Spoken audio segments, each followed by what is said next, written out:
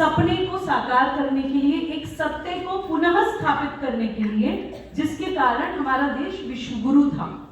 और ये आज से नहीं है, ये हमेशा से है कि जब भी अच्छाई और बुराई की कोई लड़ाई होती है या जब भी धर्म को स्थापित करने की कोई जंग होती है, तो वो महिलाओं के योगदान के बिना आज तक कभी ना पूरी हुई है। और ना ही भारत का ये सांस्कृतिक पुनर्जागरण महिलाओं के योगदान के बिना पूरा नहीं हो पाएगा। ये मैं भी बहुत अच्छी तरह से जानती हूँ, आप सब लोग बहुत अच्छी तरह से जानते हैं। यही कारण है कि महिला शक्ति को आप आदिकाल से अब तक देखिए, हमेशा कहीं ना कहीं रोका गया है, उसको उसकी ताकत से दूर रखा गया है। क्यों?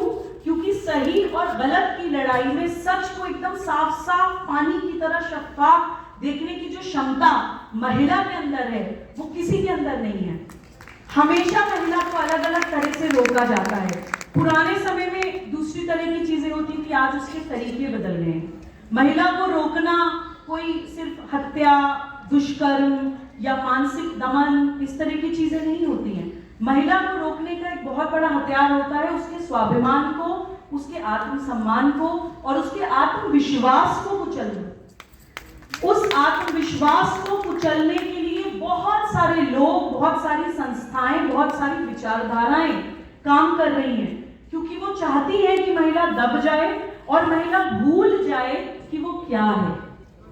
महिला क्या है, ये भारतीय संस्कृति और भारतीय संस्कृति का दर्शन, भारतीय संस्कृति के आदर्श हमें बार बार बताते हैं। कभी हमारे ग्रंथों में, कभी हमें इतिहास में, हमारे शास्त्रों में, हमारे जीवन व्यवहार में, हमारी कथाओं में, हमारे जो नेशनल एथॉस हैं उनमें, या हमारे नेशनल हीरोज हैं उनके लाइफस्टाइल से, उनकी बातों से, उनकी वाणी से हमें बार बार ये बताया जाता है कि महिला एक्चुअली क्या है। लेकिन हम पता नहीं क्यों भारत विरोधी मानसिकताओं के कहने में आकर या फिर मानवता विरोधी मानसिकताओं के कहने में आकर खुद कहीं ना कहीं भूल जाते हैं कि हम एक्चुअली हैं क्या। अध्यात्म की दृष्टि में, मानव जाति में महिला से शक्तिशाली किसी को नहीं माना गया है, किसी को नहीं माना गया है। वो सृजन करती है, वो पोषण करती है, वो संस्कार देती है। यानी कि मानव जीवन का जो उद्देश्य है, जिस कारण परमात्मा ने इंसान को पैदा किया है, उस मिशन को, उस उद्देश्य को पूरा करने के लिए मानव को तैयार करने का काम केवल और केवल एक महिला करती है। ये बहुत बड़ी ताकत है जो हमें प्रकृति से मिली है। यहाँ पर मौजूद बहुत सारी महिलाओं ने भगवद गीता पढ़ी होगी। जिन लोगों ने नहीं पढ़ी हो, आप पढ़िए और बहुत अच्छे से विद ट्रांसलेशन पढ़िए। आपको पता चलेगा कि भगवद गीता में महिला की तुलना, महिला का कंपैरिजन प्रकृति के साथ किया गया है। सृष्टि का आधार, सृष्टि का आधार जिसके बिना सृष्टि ही संभव नहीं है, उस प्रकृति के साथ नारी का कंपैरिजन किया गया है। इसलिए हम धरती माता कहते हैं, इसलिए हम अपने देश को भारत माता कहते हैं। हमारे लिए देश कोई भूखंड, दूसरी कंट्रीज की तरह कोई जमीन का टुकड़ा नहीं है। हम मानते हैं कि किसी भी देश की प्रकृति वो राष्ट्र बनाती है, इसलिए हम उसको महिला की फॉर्म में इमेजिन करते हैं, क्योंकि हमारे ग्रंथों में, हमारे इतिहास में प्रकृति को नारी बताया गया है। और गुण भी आप देखिए सेम है। प्रकृति सृष्टि सहेजती है, नारी अपने घर को सहेजती है। प्रकृति हर जीव का ध्यान रखती है, नारी हर परिजन का ध्यान रखती है, हर रिश्ते का ध्यान रखती है। प्रकृति सहनशील होती है, नारी भी बहुत सहनशील होती है। प्रकृति प्रदान करती है, टू गिव, प्रदान करती है बिना प्रकट किए कि मैं तुम्हारे लिए क्या कर रही हूं। मौन होके हमारी हर जरूरत का ध्यान प्रकृति रखती है। और यही प्रदान करने का जो गुण है, बिना प्रकट किए मौन रहकर, ये नारी में भी पाया जाता है। प्रकृति के जीव जंतुओं में कोई जीव में भेदभाव नहीं करती और नारी भी किसी बच्चे में कोई भेदभाव नहीं करती। प्रकृति निष्प्राण है, सृष्टि प्रकृति के बिना, प्रकृति के बिना सृष्टि क्या है, निष्प्राण है। इसी प्रकार किसी घर से अगर आप नारी के अस्तित्व को हटा दीजिए या किसी कारणवश किसी घर से नारी चली जाए तो वो घर भी निष्प्राण हो जाता है। इसी कारण हमें भारतीय संस्कृति में कहा जाता है कि जहां पर नारी का सम्मान नहीं होता वहां पे देवता भी निवास नहीं करते। उस घर में देवता भी निवास करना पसंद पसंद नहीं करते जिस घर में, जिस समाज में, जिस देश में नारी का सम्मान ना हो। और एक गुण, एक सीमा के बाद प्रकृति सबक भी सिखाती है। एक सीमा के बाद बर्दाश्त करने की जब सीमा आ जाती है तो प्रकृति विनाश भी करती है, सबक भी सिखाती है। यही सीमा जब नारी की आ जाती है तो वो दुर्गा और काली भी बन जाती है। तो ये गुण अगर आप कंपेयर करें हमारे प्रकृति के साथ, ये पूरे विश्व में कहीं भी किसी भी संस्कृति में इतना बड़ा दर्जा नारी को नहीं दिया गया है कि उसको प्रकृति के साथ कंपेयर किया जाए। इसी कारण जब भी धर्म की स्थापना की लड़ाई हुई, हमेशा नारी से आग्रह किया गया कि आप इसका साथ दीजिए, आप इसमें आगे आइए, आप इसकी लीडरशिप लीजिए। और जब हम धर्म की बात करते हैं तो हम प्लीज उसको रिलीजन ना समझें। धर्म और पंथ यानी मजहब में फर्क होता है। ये एक सूत्र मैं चाहती हूं कि आप लोग आज यहां से लेकर जरूर जाएं।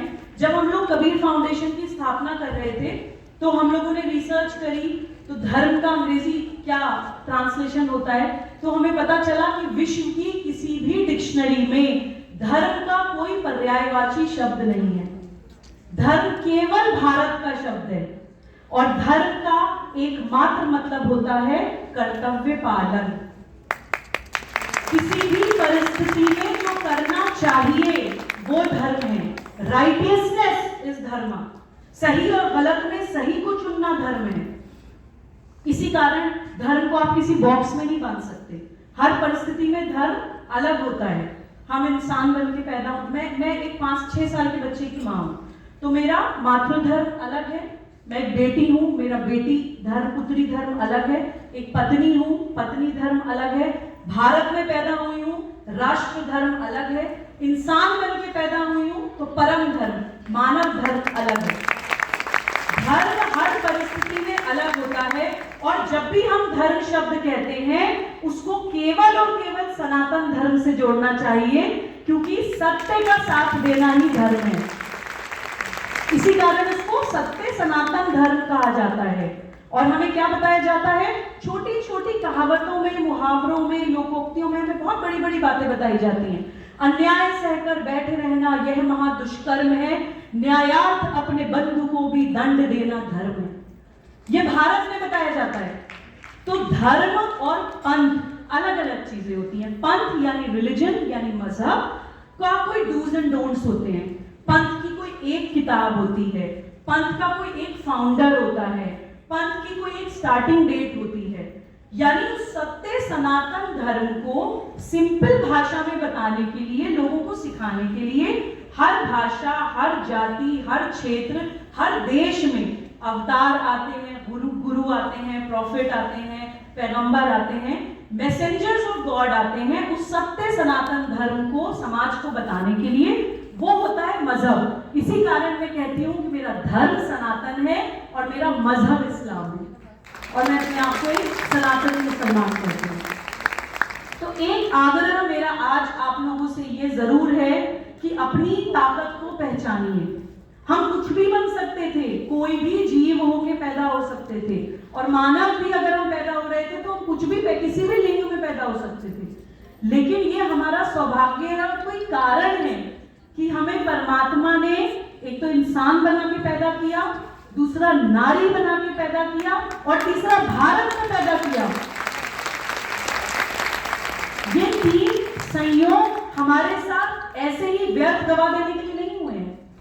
कुछ ना कुछ हमें इस जीवन में करना है, जिस कारण ये एक दैवीय त्रिकोण का जो संयोग हमारे साथ बना है वो केवल इस कारण बना है because God has some expectations from अस।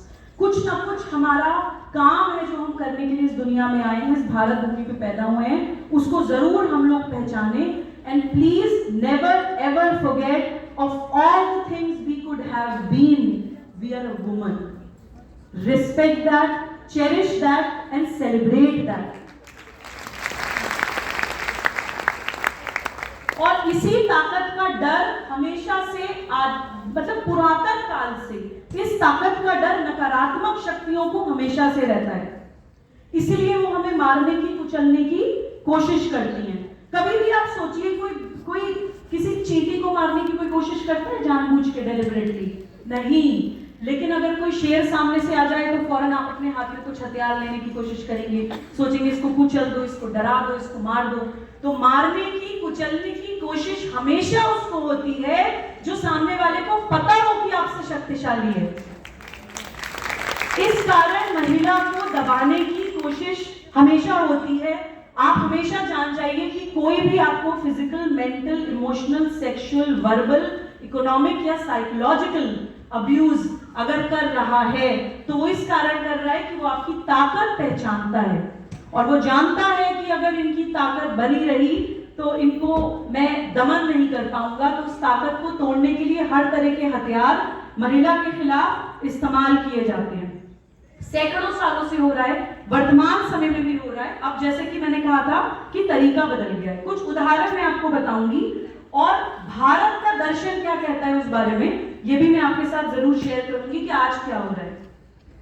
सबसे बड़ा पाप और सबसे बड़ा हथियार जो महिला के खिलाफ इस्तेमाल किया गया है समाज में और जानबूझ के सोचे समझे षड्यंत्र के तहत, वो है महिला को केवल सुंदरता से जोड़ देना, केवल खूबसूरती से जोड़ देना कि नारी का महत्व ही तब है अगर वो खूबसूरत है, नारी का महत्व ही तब है अगर वो सुंदर है। या कोई भी महिला अगर वो सुंदर भी है और उसके अंदर दूसरे गुण भी हैं तो वो अपनी सुंदरता पे ज्यादा फोकस करे, क्योंकि सुंदरता ही उसका एक ऐसा गुण है जिसके कारण उसकी इज्जत होगी, उसकी एक्सेप्टेंस होगी, उसको हर जगह अपनी जगह मिलेगी। तो ये बहुत बड़ा पाप महिलाओं के साथ हुआ है कि उनको सेक्सुअलाइज कर दिया गया है, उनको ऑब्जेक्टिफाई कर दिया गया है कि आप एक वस्तु हैं, उनको भोग से जोड़ दिया गया है, आप एक भोगने की वस्तु हैं।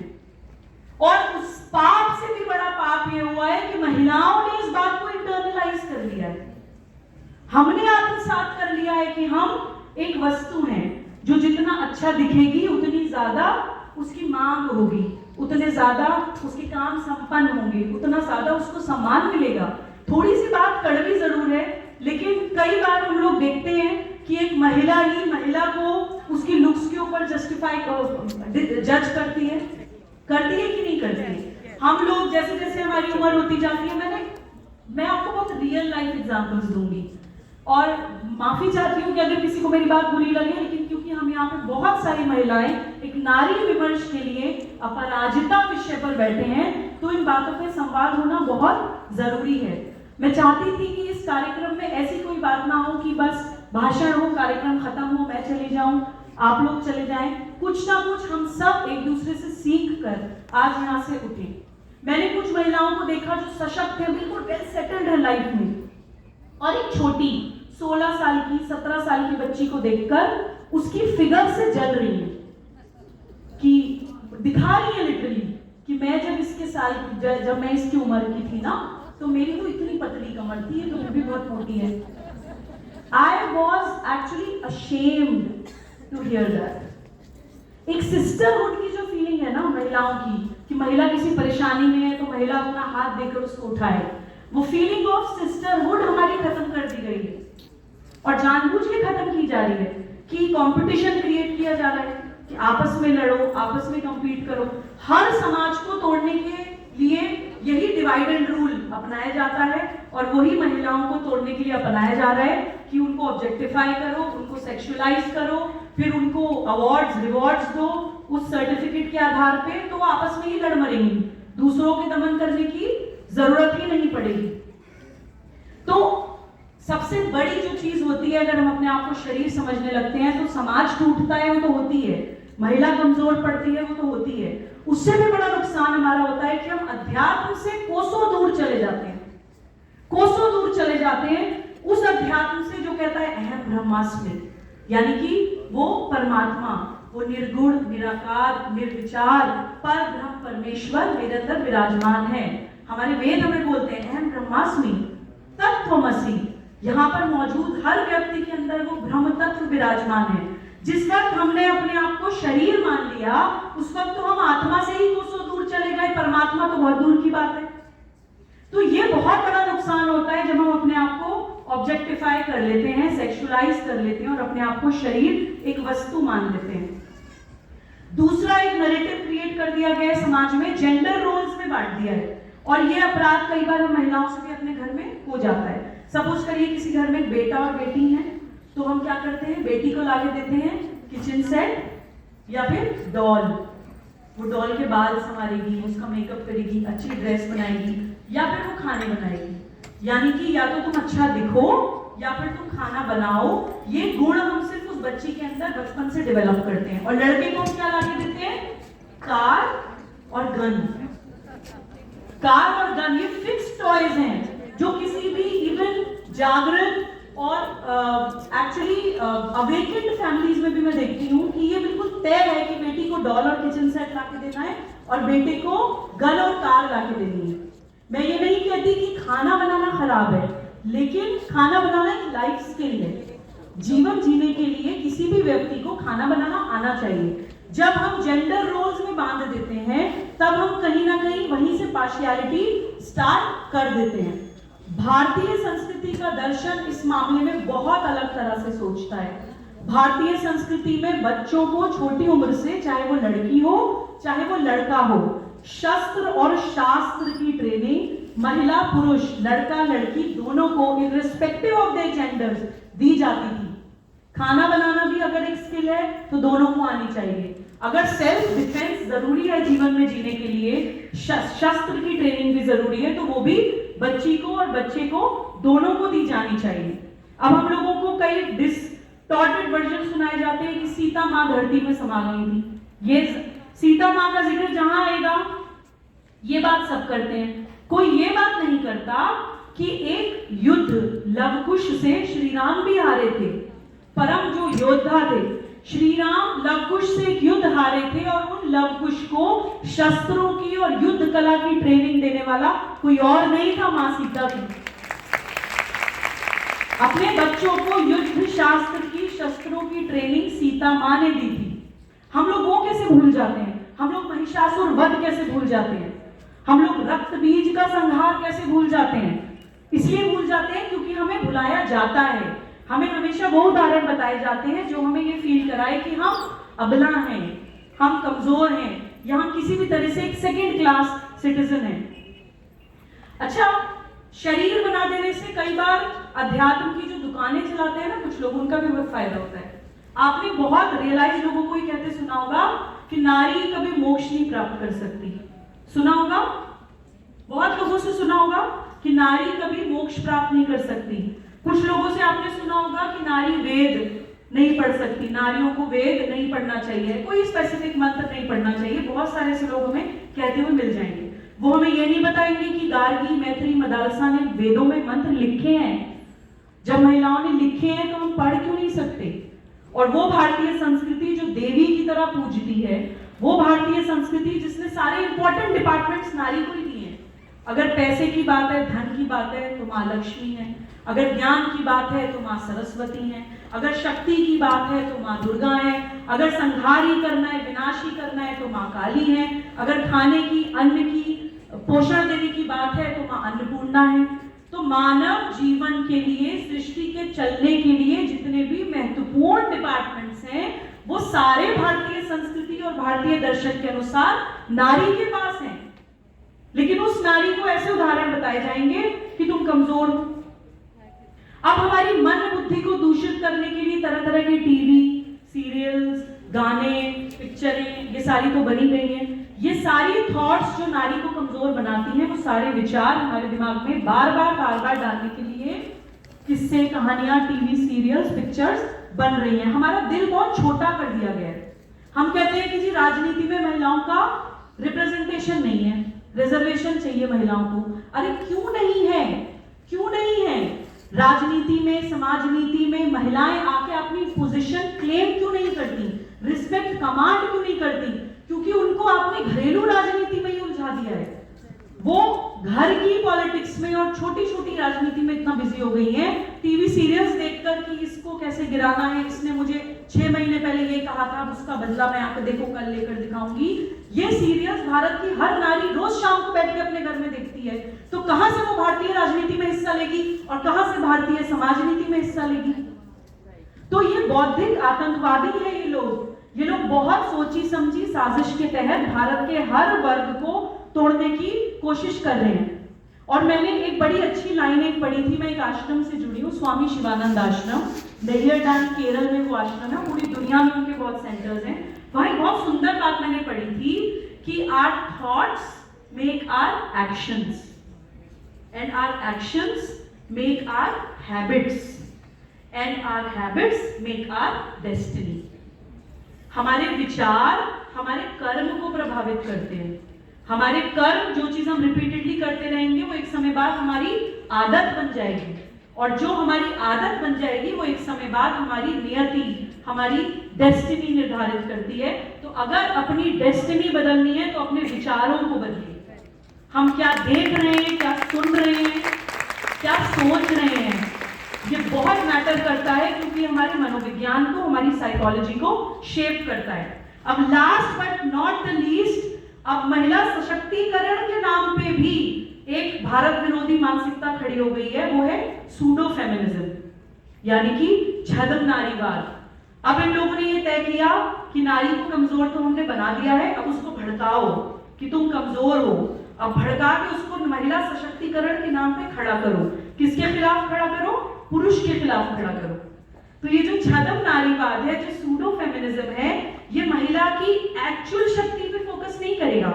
वो भारतीय संस्कृति का दर्शन आपको नहीं बताएगा, वो आपको पुरुषों से कंपीट करने के लिए प्रेरित करेगा।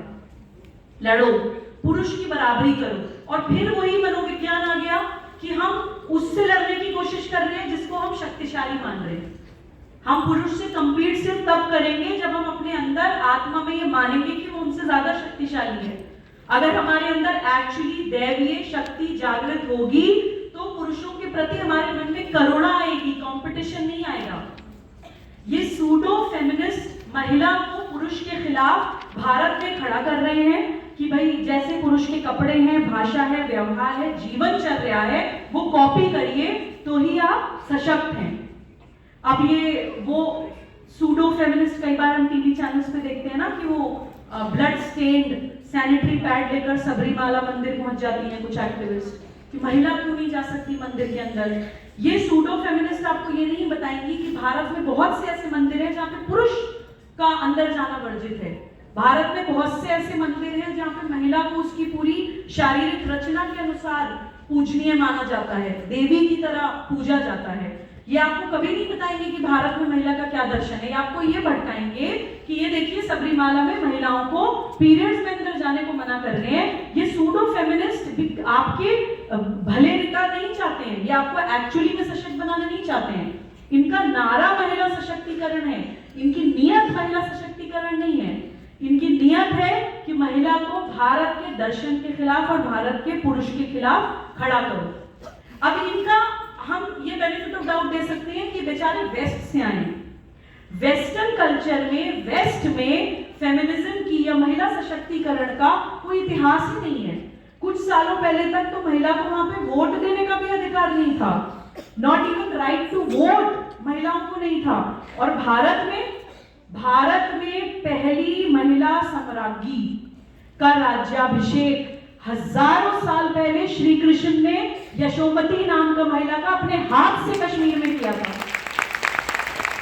पूरे विश्व के इतिहास में किसी भी साम्राज्य की महिला सम्राज्ञी होने का उदाहरण पूरी दुनिया में कहीं नहीं है। हजारों साल पहले हमारे देश में है। तो हमें इस खोखले सूडो फेमिनिज्म की जरूरत नहीं है। हमें एक्चुअली भारतीय नारी दर्शन और सूडो फेमिनिज्म के ऊपर भी अध्ययन करना चाहिए, और जो असली मायने में महिला सशक्तिकरण है वो हमें करना चाहिए, और अपनी ताकत को समझते हुए अपना लक्ष्य निर्धारित करना चाहिए। लक्ष्य निर्धारित करने का एक बहुत बड़ा फायदा पता है क्या होता है? कई बार हमारी ऊर्जा छोटी छोटी चीजों में लगी रहती है। इसने मुझे सम्मान नहीं दिया, ये मुझसे प्यार नहीं करता, वो मेरी इज्जत नहीं करता, उसने मुझे किसी इंपॉर्टेंट डिसीजन पे पूछा नहीं, मेरी कोई पूछ नहीं है, मेरी कोई वैल्यू नहीं है। घर में, समाज में, किसी संगठन में जहां हम काम कर रहे हैं, आधी से ज्यादा जिंदगी हमारी अपनी वैल्यू ढूंढने में ही निकल जाती है। तो हम लक्ष्य निर्धारित क्या करेंगे और उसको प्राप्त क्या करेंगे, उसको साकार क्या करेंगे? छोटा सा उदाहरण लीजिए कि एक दीवार है, उस दीवार में एक छोटा काला निशान है। आप पास से उस काले निशान को देखती रहिए तो आपको उस निशान ही दिखेगा। आप जितना दूर जाते रहेंगे, जितना दृष्टि बढ़ाते रहेंगे और जितना एरियल व्यू से ऊपर जाके चीजों को देखेंगे, वो काला निशान एक समय के बाद आपको दिखना भी बंद हो जाएगा।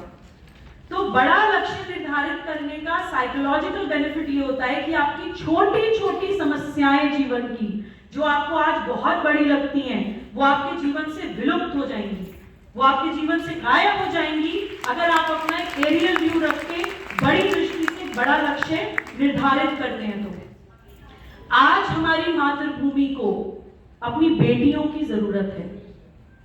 आज हमारी मातृभूमि 21वीं सदी का एक आक्रमण झेल रही है और वो लड़ाई बिना महिलाओं की सक्रिय योगदान के हम लोग नहीं जीत पाएंगे। ये मैं पूरे विश्वास के साथ कह रही हूं, नहीं जीत पाएंगे अगर भारत की आधी आबादी महिलाएं अपनी वैल्यू ही ढूंढती रह जाएं। नहीं जीत पाएंगे अगर भारत की आधी आबादी महिलाएं अपने आत्मसम्मान, अपने स्वाभिमान, अपने आत्मविश्वास को खो दें। और नहीं जीत पाएंगे अगर भारत की आधी आबादी महिलाएं छद्म नारीवाद के पीछे चल के, सूडो फेमिनिज्म के पीछे चल के पुरुषों की बराबरी करने में ही अपना पूरा जीवन बिता देंगे। ये लड़ाई हम केवल तब जीत सकते हैं जब हम पहले अपने उस प्रिविलेज को, अब उस परमात्मा की कुदरत के एहसान को माने, शुक्रगुजार हो कि हम एक नारी पैदा हुए हैं, भारतीय दर्शन को समझते हुए अपनी उस ताकत को पहचाने, अपना एक बड़ा लक्ष्य निर्धारित करें। और अब जो मैं आपको बताने जा रही हूं वो आपको आपका वो बड़ा लक्ष्य निर्धारित करने में कहीं ना कहीं सहयोग करेगा। लक्ष्य तो आप खुद ही निर्धारित करेंगे, अपनी आत्मा को सुन के जो भी विषय आपको लगे कि मैं ये करना चाहती हूँ, आप वही लक्ष्य निर्धारित कीजिए। लेकिन मैं आपको बहुत ही सिंपल भाषा में आज ये बताने जा रही हूँ कि हमारी मातृभूमि को भारत की बेटियों से क्या जरूरत है, क्या आवश्यकता है या क्या मदद है जो एक नारी से अपेक्षा कर रही है, वो मैं आपको अब आगे बताने जा रही हूँ। जब हम लोगों ने राष्ट्र जागरण अभियान में भारत प्रवास किया, हम लोग अलग अलग स्टेट्स में गए, अलग अलग जिलों में गए, अलग अलग गांव में गए, तो हमने आइडेंटिफाई करी 7 भारत विरोधी मानसिकताएं जो भारत के खिलाफ काम कर रही हैं।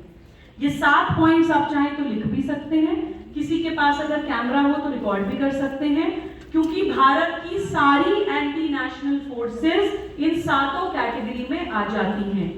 हमें इन 7 विचारधाराओं से लड़ना है। लड़ने से पहले ये तो पता होना चाहिए ना कि किससे लड़ना है। क्षत्रिय वही है ना जिसको पता हो कि कब तलवार उठानी है और किसके ऊपर उठानी है। हर वक्त हवा में तलवार चलाने वाला तो क्षत्रिय नहीं होता, या किसके ऊपर तलवार चलानी है जिसे पता ही ना हो वो तो क्षत्रिय नहीं होता, या तलवार को हर वक्त म्यान में रखने वाला भी क्षत्रिय नहीं होता। तो सबसे पहले ये जाने कि हमारे दुश्मन कौन है। पहली भारत विरोधी मानसिकता है वामपंथी और उनकी आर्म्ड विंग्स माओवादी, नक्सलवादी, छद्म नारीवादी। ये वामपंथी भारत के कॉलेज कैंपसेस में सबसे ज्यादा घुस रहे हैं। हमारे बच्चों को समानता के नाम पे लड़ाते हैं। आप कभी भी देखेंगे स्कूल कॉलेजेस में इक्वालिटी, हमें चाहिए आजादी, हमें चाहिए समानता, ये प्लाकार्ड्स लेके बच्चे खड़े हो जाते हैं, क्योंकि वो बच्चों को भड़काते हैं कि देखो भारत में इस जाति के द्वारा इस जाति की प्रताड़ना हो रही है, भारत में इस लिंग के द्वारा इस लिंग की प्रताड़ना हो गई है। समाज में जो भी असमानता है जो नहीं होनी चाहिए, अगर वो असमानता इतनी हो रही है तो उसको इतना बताते हैं और समाधान देने के बजाय सिर्फ लड़ना बताते हैं। क्योंकि जैसे इनकी छद्म नारीवादियों की नियत जो होती है वो महिला सशक्तिकरण नहीं होती, ऐसी वामपंथियों का नारा समानता होती है, उनकी नियत समानता नहीं होती। उनकी नियत होती है भारत के एक वर्ग को दूसरे वर्ग से लड़ाना। तो इन एंटी नेशनल फोर्स से हमें बहुत ज्यादा सावधान रहना है, क्योंकि हमारे बच्चों को भारत के खिलाफ भड़का रहे हैं। दूसरी भारत विरोधी मानसिकता है अलगाववादी, कट्टरवादी और आतंकवादी संगठन। ये वो लोग हैं जो भारत के किसी भी एक मजहब को टारगेट करते हैं। आप देखिए, जैसे मैंने आपको बताया कि हमें बताया जाता है कि अहम ब्रह्मास्मि तत्त्वमसि, जो ये मानता हो कि मेरे अंदर परमात्मा विराजमान है, क्या आप उसको आतंकवादी बना लेंगे? क्या उसको आतंकवादी बनाना आसान है? या आपके कहने में आके वो किसी को मार देगा? अगर वो ये मानेगा कि भाई आपके अंदर भी मैं ही हूं और हर व्यक्ति में, हर जीव में, प्रकृति में वही परमात्मा विराजमान है, तो किसी को मारेगा ही नहीं। तो आतंकवादी बनाने के लिए एक बहुत गहरा षड्यंत्र चल रहा है जो भारत के दो संप्रदाय को अपना टारगेट बना रहा है। ये लोग पहले किसी भी भारत के बच्चे को पहले अलगाववादी बनाते हैं। तुम्हारी भाषा अलग है, तुम्हारी भूषा अलग है, तुम्हारा भोजन अलग है, तुम्हारी शिक्षा अलग है, तुम्हारे कानून अलग हैं, तुम्हारी न्याय प्रणाली अलग है, तुम्हारी अर्थव्यवस्था अलग है। भारत में जो भी सिस्टम चल रहा है, जो भी व्यवस्था चल रही है, उससे सब कुछ तुम्हारा अलग है। जब वो अपने आप को एक अलगाववादी मानने लगता है, तब सेकेंड स्टेज में उसको कट्टरवादी बनाते हैं। इस स्टेज में उसको बताया जाता है कि इधर भी ब्लाइंड लगा लो, इधर भी ब्लाइंड लगा लो, जो तुम सोच रहे हो वही सही है, बाकी सब गलत है। तुम्हारे विचार के अलावा दुनिया का कोई विचार सच नहीं है, तुम्हारी किताब के अलावा दुनिया की कोई किताब सच नहीं है। जो एक खुला दिमाग होता है वो बंद कर दिया जाता है उस बच्चे का, और जब वो कट्टरवादी बन जाता है तब नेचुरली उसके दोस्त कम होंगे, वो दूसरे फेस्टिवल्स में कम पार्टिसिपेट करेगा, वो सोचेगा बस जो मैं ही सोच रहा हूँ वही सही है, बाकी जो दूसरे लोग कर रहे हैं वो गलत है। जब वो कट्टरवादी बन जाता है तब फाइनल स्टेज में उसको आतंकवादी बनाते हैं। इस स्टेज में आके वो सुसाइड बॉम्बर बन के फटता है। इस स्टेज में आके वो धर्म परिवर्तन, पंथ परिवर्तन करने के लिए प्रयासरत रहता है कि जो मैं मान रहा हूँ वही सारी दुनिया से मनवा दूं, क्योंकि इस फाइनल स्टेज में उसको ये कहा जाता है कि जो तुम सोच रहे हो वही सही है और बाकी सारी दुनिया से मनवाना तुम्हारा कर्तव्य है। तुम्हारे जैसा अगर ये लोग नहीं सोचते हैं, तुम्हारे जैसा अगर लोग नहीं दिखते हैं, तुम्हारे विचार जैसे इन लोगों के विचार नहीं है, तो इनको खत्म कर दो। ये अलगाववादी, कट्टरवादी और आतंकवादी संगठन प्राइमरीली दो संप्रदाय को टारगेट कर रहे हैं भारत में। एक इस्लाम संप्रदाय के बच्चे को सेपरेटिस्ट, एक्सट्रीमिस्ट, टेररिस्ट बना के इस्लामिक स्टेट बनाने के लिए प्रेरित कर रहे हैं। एक खालसा पंथ के बच्चे को सेपरेटिस्ट, एक्सट्रीमिस्ट और टेररिस्ट बना के खालिस्तान बनाने के लिए प्रेरित कर रहे हैं। हम लोगों को ये क्लैरिटी आज भी है और हमेशा से थी कि हम किसी भी मजहब के, रिलीजन के खिलाफ नहीं है। हम इस्लाम के खिलाफ नहीं है लेकिन इस्लामिक स्टेट के खिलाफ हैं। हम खालसा पंथ के खिलाफ नहीं है लेकिन खालिस्तान के खिलाफ हैं। किसी पंथ के खिलाफ हम नहीं है, लेकिन उस पंथ को निशाना साध के इस्तेमाल करके अगर भारत तोड़ने का कोई काम हो रहा है तो उस विचारधारा के हम खिलाफ हैं और उसी पंथ के बच्चों को आगे आना चाहिए। खालसा पंथ के बच्चों को आगे आके खालिस्तानियों से लड़ना चाहिए, इस्लाम संप्रदाय के बच्चों को आगे आके इस्लामिक स्टेट से लड़ना चाहिए, क्योंकि अन्याय सहकर बैठे रहना यह महा दुष्कर्म है, न्यायार्थ अपने बंधु को भी दंड देना धर्म है। ये अपने आप को बार बार याद दिलाना चाहिए। मेरे गुरुजी कहते हैं कि Hindu is a Commonwealth of all modes of worship. Kashmir से कन्याकुमारी तक हजारों देवी देवता है हमारे देश में, दो चार और हो जाएंगे कोई फर्क नहीं पड़ता। देवी देवता की लड़ाई भारत में कभी नहीं रही। एक ही घर में पांच लोग पांच अलग अलग आराधनाओं को मानते हैं। अपने लिए अभिमान, दूसरे के लिए सम्मान, यही है भारतीय सनातन संस्कृति। हम लोग किसी की आराधना के, किसी की पूजा पद्धति के, किसी के पंथ के खिलाफ नहीं है, लेकिन जब उस पंथ को इस्तेमाल करके एक एंटी नेशनल फोर्स बनाया जा रहा है उसके खिलाफ हम हैं। तो दो एंटी नेशनल फोर्सेस मैंने आपको बता दी। तीसरे हैं विधर्मी राजनीतिक दल, जो हमारे अपने लोग हैं लेकिन सत्ता में रहने के लिए किसी भी एंटी नेशनल फोर्स के साथ हाथ मिला लेते हैं। उन पर ज्यादा बात करने की जरूरत नहीं है, हम सभी लोग समझ रहे हैं। चौथी एंटी नेशनल फोर्स है अंतरराष्ट्रीय ताकतें। ये वो देश हैं जो जानते हैं भारत की ताकत, ये वो देश हैं जो डिवाइड एंड रूल की पॉलिसी भारत के साथ आज भी खेलते हैं, जो चाहते हैं कि भारत में जंग हो, भारत में सिविल वॉर हो, आपस में लड़ो मरो, तो हम लोगों को मौका मिलेगा भारत को कैप्चर करने का। और मैं आपको एक साइंस का एक नियम बताती हूँ कि कोई भी विचार, कोई भी चीज अगर इतनी स्ट्रांग हो कि जिसको बाहर से एक्सप्लोड ना किया जा सके तो वो अंदर से इम्प्लोड होती है। This is law of science.